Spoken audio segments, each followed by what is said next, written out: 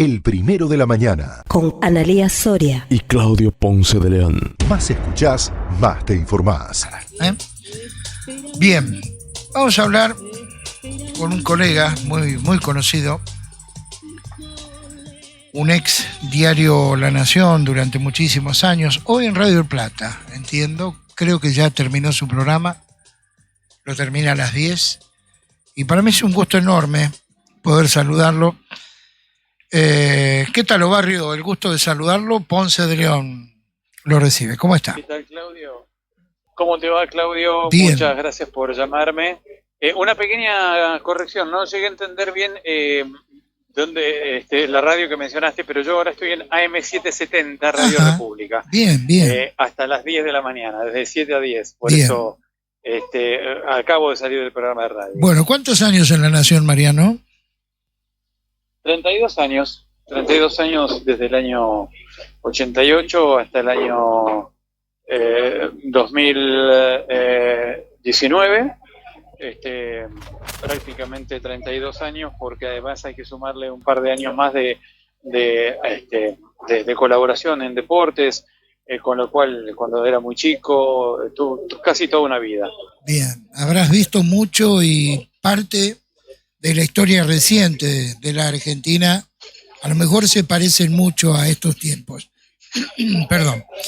Bueno, Sí. ¿cómo notás el momento político institucional que vive la Argentina hoy, con semejante experiencia?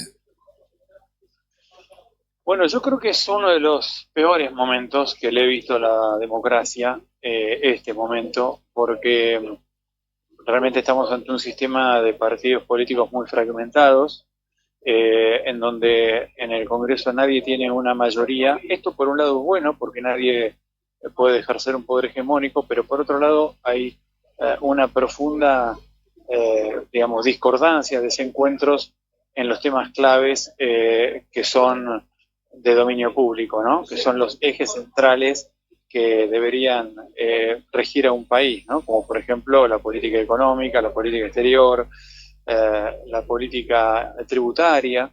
Entonces nadie tiene mayoría para ejercer una preponderancia, y prácticamente hoy no hay decisiones. El único que utiliza este sistema tan fragmentado es el presidente Javier Milei, que tiene, si bien tiene muy poca experiencia política, yo creo que es asesorado por hombres y por empresarios que han tenido mucho rodaje político, y por eso sabe utilizar muy bien el látigo y la billetera, ¿no? Correcto. Y hoy está sometiendo a los gobernadores, por ejemplo, a una política de látigo y billetera. Por ejemplo, no podemos votar un presupuesto. En la Argentina no se puede votar el presupuesto porque no hay mayorías para votar un presupuesto nacional. Están todos peleados y no hay una posibilidad de consensuar una política tributaria que desate este nudo en el que está metido la Argentina, que es la imposibilidad de tener presupuesto.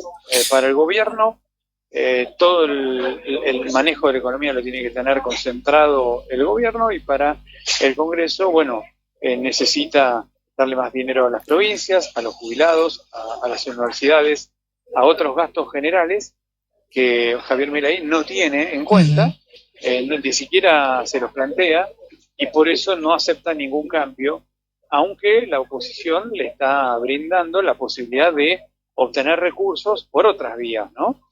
Y poder sostener el déficit cero, que todos queremos que haya déficit cero, pero el asunto es quién pone la plata, porque si hay 50 sectores empresariales o sociales que están eximidos de impuestos, y esos impuestos equivalen a 28.000 millones de dólares, quiere decir que hay una porción importante en la Argentina donde podríamos sacar recursos y no se los está sacando por privilegios, por amiguismo, y en cambio sí se los está sacando a los jubilados, a las pymes, a los docentes, a la educación, y al público en general, en forma de inflación y de recesión, ¿no? Mariano, ¿le crees al presidente? Lamentablemente tengo que decir que no le creo al presidente desde el momento en que el presidente armó las listas de La Libertad Avanza, se reveló que había acordado, porque uno miró las listas, muchos miramos las listas, y vimos que el presidente había puesto en las listas de La Libertad Avanza, que era un partido que venía a renovar la política y venía a luchar contra la casta, había puesto a un 80% más o menos de dirigentes de la casta, y dirigentes de la casta del peronismo. Muchos sectores independientes que aspiraban a ocupar listas, por ejemplo, fueron desplazados a último momento por nombramientos que Javier Milei acordó con Sergio Massa, como por ejemplo en el municipio de Tigre, en donde las listas de concejales estuvieron, digamos, cooptadas por gente del masismo, y no del mundo libertario, digamos, o de la política liberal. Bueno, esto pasó en todos los municipios de la provincia de Buenos Aires, en todas las provincias del país. Entonces, desde ese momento no le puedo creer porque, bueno, dijo que era algo que no era. Bien. Ahora, ¿ya ganó Milei la elección del medio o vos crees que todavía se puede, hay hueco como para un armado de algo auténticamente diferente, más republicano, sin, digamos, llegar a ambas partes de la grieta, ¿no? Bueno, es una pregunta más que interesante. Hoy nos la formulamos muchos. Yo creo que hay una posibilidad de armar una alternativa que rompa la polarización entre Milei y Cristina Kirchner, pero hay muchos impedimentos para que se amalgame una alianza. ¿Por qué digo esto? Porque en esa gama de dirigentes que quieren romper la polarización, vos tenés a gobernadores, a exgobernadores, a dirigentes peronistas, a legisladores actuales del peronismo, del radicalismo, y también a dirigentes del liberalismo o dirigentes independientes o de la coalición cívica. Entonces, es muy difícil amalgamar esa multiplicidad de visiones en una sola fuerza, ¿no? Te doy más información. Por ejemplo, hay un sector que está, pongámosle, liderado por Juan Schiaretti, el gobernador de Córdoba, que tiene a Martín Yarlora, el gobernador de Córdoba, y a los gobernadores de Santa Fe, de Entre Ríos, de San Juan, de Chubut, que quieren armar una fuerza que vaya por el medio, o sea, de centro, que respete algunos principios liberales, pero que tenga una racionalidad económica y pueda pensar en la clase media, en las pymes y demás. Ahí se juntan, por ejemplo, diputados como Pichetto, se están conversando con Facundo Manes, están conversando con Horacio Rodríguez Larreta, pero después tenés otra alternativa pseudo-peronista que la dirige, ponele un nombre, Juan Manuel Urtubey. Juan Manuel Urtubey quiere aglutinar a todos los sectores peronistas no acá y disputar poder contra el kirchnerismo dentro del peronismo, ¿no? Entonces, Juan Manuel Urtubey hay que ver si va a poder armar un peronismo no acá dentro del peronismo, porque si no hay paso, esta posibilidad quedaría muy reducida. Después tenés a Francisco Poltroni, que es senador de La Libertad Avanza, que fue expulsado, que quiere juntar una confederación de partidos liberales de todo el país y de dirigentes heridos por el gobierno de Javier Milei, que quedaron desplazados del gobierno, que quedaron desplazados de las listas, como yo te decía antes, porque Milei optó por otras opciones, más peronistas. Los defraudados. Después tenés los defraudados de Milei, exactamente. Eso lo encabeza Poltroni, que está conversando con Victoria Villarruel, que por ahora no va a formar ninguna alianza alternativa, porque está como vicepresidenta y no quiere romper el gobierno, más allá de que Milei la cascotea como puede, y con todas las herramientas, y usa a toda la gente para cascotearla, pero Victoria Villarruel por ahora no va a armar una alianza alternativa, por ahora.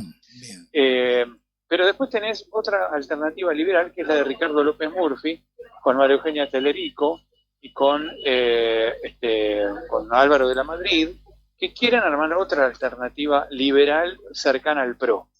Están hablando María Eugenia Talerico con Poltroni, hay que ver si pueden acordar algo, Después tenés la alternativa de la coalición cívica, que es Elisa Carrió, que quiere armar otro frente electoral con radicales que están descontentos con Milei y generar otra coalición. Con lo cual tenemos como 5 coaliciones hoy y todavía no sabemos qué va a hacer Mauricio Macri, que es presidente del PRO, y si se junta con Milei en La Libertad Avanza y hacen un partido, una alianza juntos, pueden ir juntos, pero hoy te diría que esas posibilidades casi son nulas, porque Macri y Milei se llevan a las patadas, y entonces Macri podría crear otra coalición que podría estar en la misma línea de María Eugenia Talerico, López Murphy, o algo mejor, algún otro partido. Pero bueno, tenés muchos sistemas dando vuelta que generan una fragmentación. Esto no hace más que darle un favor muy grande tanto a Cristina Kirchner como a Javier Milei, si no se pueden poner de acuerdo entre todos, ¿no? Bien.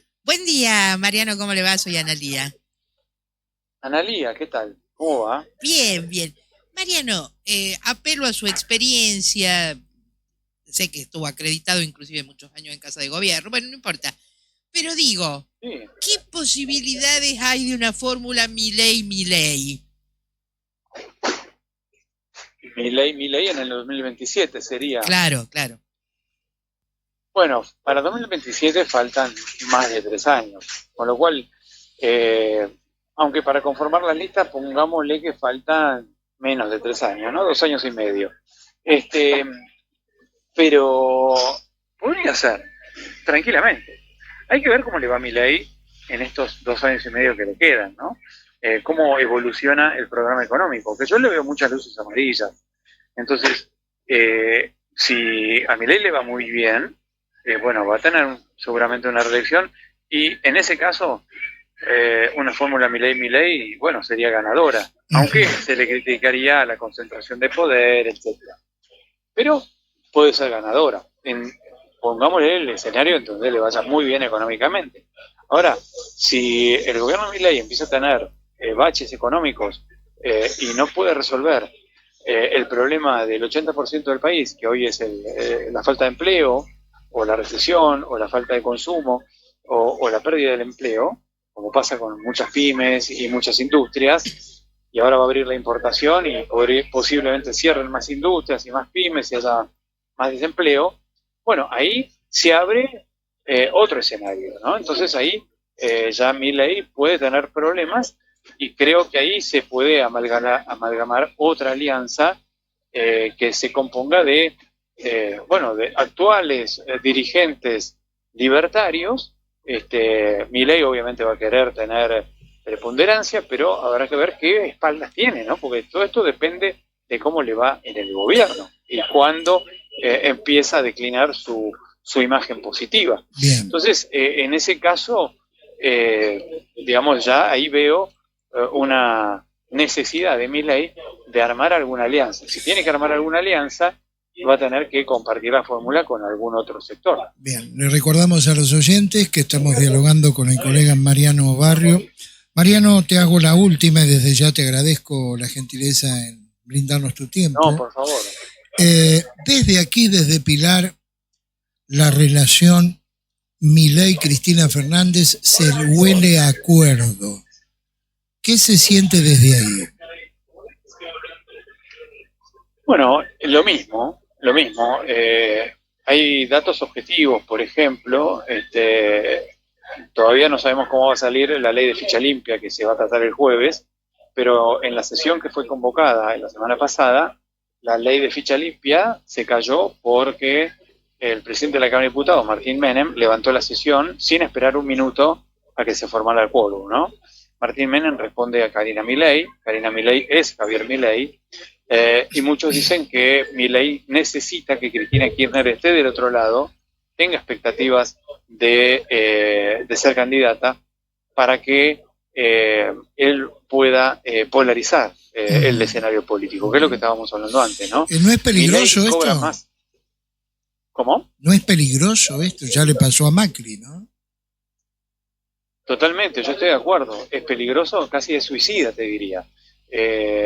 Jugar a la polarización es suicida. En realidad, para mi gusto y según mi óptica, Milei debería tratar de fortalecer su armado político, digamos, ceder políticas y espacios de poder a alguna de las coaliciones de centro que hoy andan dando vuelta por el Congreso, el PRO, algún sector de Encuentro Federal, armar un gobierno de coalición, y eso le daría mucho más musculatura política y le aseguraría a lo mejor mejores resultados económicos y entonces también mejores resultados parlamentarios y un mayor poder. Pero Milei ha elegido el camino de la polarización y de los extremos, ¿no? De caminar por los extremos, de derechizarse y radicalizarse de mucho para mi gusto. Eso le puede dar resultados en el corto plazo y en un sector reducido de la población, pero puede ser peligroso en el largo plazo, mediano y largo plazo, si no tiene resultados económicos concretos, y eso puede generar incluso hasta la bronca o un rápido crecimiento de la imagen negativa, y entonces en ese caso ese juego de polarización puede favorecer a Cristina Kirchner. Con lo cual yo lo que veo es que hay una necesidad objetiva de los dos, de Cristina Kirchner y de Milei, de tenerse mutuamente como rivales. Por el otro lado, lo que veo es que hay muchas decisiones en el orden judicial que ha tomado Javier Milei, junto con Mariano Cuño Levarón, el ministro de Justicia, que favorecen a la impunidad de Cristina Kirchner. Uno es que los órganos del Estado abocados a investigar la corrupción, como la Unidad de Información Financiera, que depende del Ministerio de Justicia, no querella o no es parte querellante o no impulsa las causas que tienen que ver con el enriquecimiento del clan Kirchner. No impulsa, por ejemplo, decomisos, búsqueda de dinero, cosa que sí hacía con el gobierno de Mauricio Macri. Se llegaron a incautar y a decomisar muchos bienes, por ejemplo, de Daniel Muñoz y demás. Eso no lo hace el gobierno de Javier Milei. Ha decidido no mirar para atrás, hacer tabula rasa. Esto lo dijo el propio Milei y lo dijo Cuño Levarón al asumir. Con lo cual los órganos del Estado que se dedican a investigar la corrupción no están investigando las causas de corrupción, no impulsan las causas de corrupción, y por otro lado Milei ha decidido jugar a fondo para nombrar a Ariel Lijo en la Corte Suprema, y hoy nos estamos enterando que Cristina Kirchner aceptaría nombrar al hijo y a cambio pediría una jueza mujer de su confianza. Con lo cual ya serían varios jueces, y además nombrar jueces de casación en todos los niveles judiciales afines a Cristina Kirchner. Esta negociación judicial es la impunidad entre Javier Milei y Cristina Kirchner. Si hablamos de la procuración, viene bien el fiscal Marijuán, aparentemente. Bueno, hay que ver, porque la Procuración General de la Nación necesita de los 2/3 del Senado. Recordemos que Daniel Rafecas no pudo ser nombrado en el gobierno de Alberto Fernández. Hay que ver, digamos, cómo están los números. Podría ser, tranquilamente, el fiscal Marijuán. Algunos dicen que tiene alguna relación con Sergio Massa, con el kirchnerismo. Otros dicen que es independiente. Podría ser un hombre, no lo había escuchado, pero podría ser un hombre. Hoy creo que la Procuración General de la Nación está en buenas manos.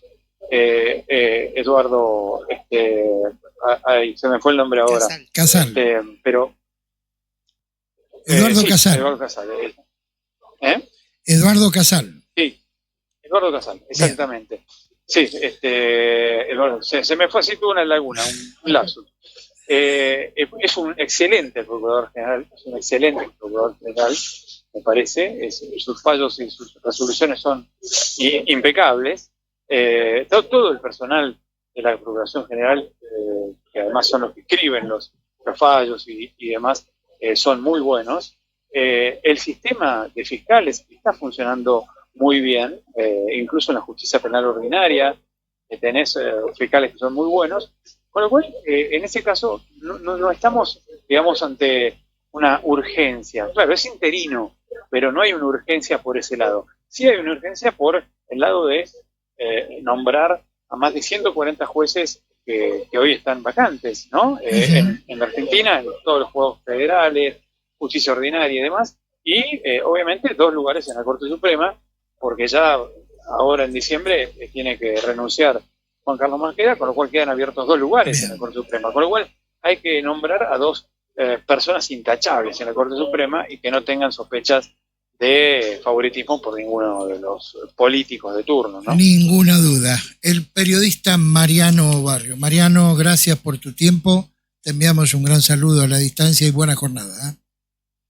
Igualmente para ustedes, muchas gracias Claudio, muchas gracias Ana María. Un beso grande. Hasta cualquier momento.